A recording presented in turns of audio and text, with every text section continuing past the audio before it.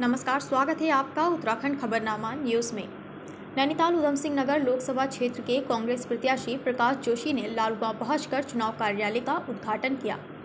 इस दौरान प्रकाश जोशी ने कांग्रेस कार्यकर्ताओं के साथ मुख्य बाजार में व्यापारियों से जनसंपर्क करते हुए अपने पक्ष में मतदान किए जाने की अपील की।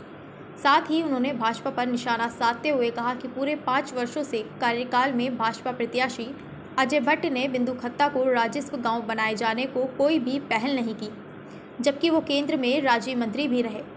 लालगांव में बस अड्डा नहीं है। शहीद मोहन नाथ गोस्वामी मिनी स्टेडियम का आज तक काम शुरू नहीं किया गया।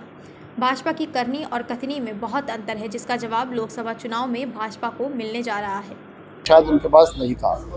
उनके रक्षा राज्य मंत्री रहते हुए अग्निवीर जैसी योजना लागू हुई देश में, जिसने उन नौजवानों का, खासतौर पर उत्तराखंड सैनिक बालू प्रदेश है, तो ऐसे युवाओं के सपनों पर कुठाराघात किया जो फौज में जाकर देश की सेवा करना चाहते थे।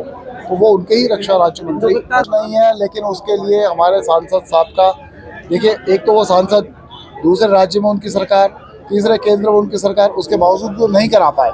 यही तो मैं कह रहा हूँ, जनता इसी चीज़ का तो बदलाव चाहती है। जनता जान चुकी है, पहचान चुकी है उनको। देखिए, जो पहली प्राथमिकता, देखिए, कभी भी एक प्राथमिकता पहले नहीं हो सकती, क्योंकि इतना पूरा सिस्टम बिगाड़ चुके हैं वर्तमान सांसद और भारतीय जनता पार्टी का 7 साल का जो शासन था, उसने पूरे सिस्टम को पूरा अस्त व्यस्त कर दिया है। तो मैं मानता हूँ किसी एक प्राथमिकता की बात करने के बजाय हम पैरेलली अलग अलग योजनाओं पे काम कर सकते हैं। हम शिक्षा पे बहुत बड़ा काम करने की ज़रूरत है। इस पूरी लोकसभा में लगभग 4 लाख ऐसे नौजवान हमारे युवा साथी हैं जिनकी आयु वर्ग 18 से 24 वर्ष के बीच में है, जो एक विद्यार्थी का आयु वर्ग होता है। और उनके पढ़ने के लिए, उच्च शिक्षा के लिए मात्र 20 डिग्री कॉलेज है, छोटे छोटे हैं। उसमें सबसे बड़ा हल्द्वानी है। आप कल्पना कीजिए, आपके माध्यम से मैं जनता के बीच ये बात ले जाना चाहता हूँ। शायद नहीं, 1 मिनट, ये मुद्दा खत्म करने दीजिए, ये बड़ा इंपॉर्टेंट है।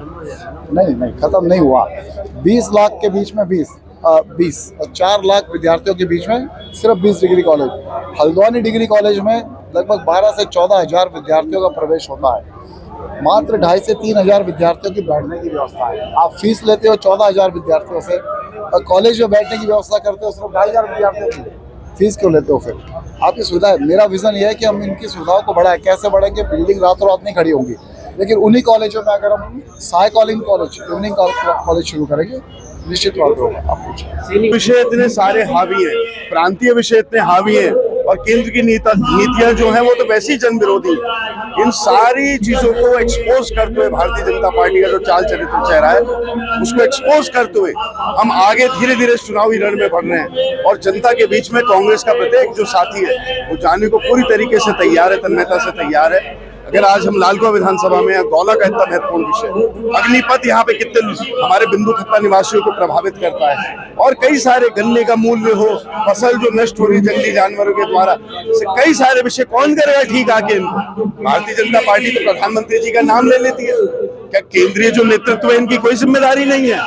चुनाव में उनका नाम ले लेती है और 5 साल थर्ड वार्ड में वो बन के यहाँ घूमते हैं।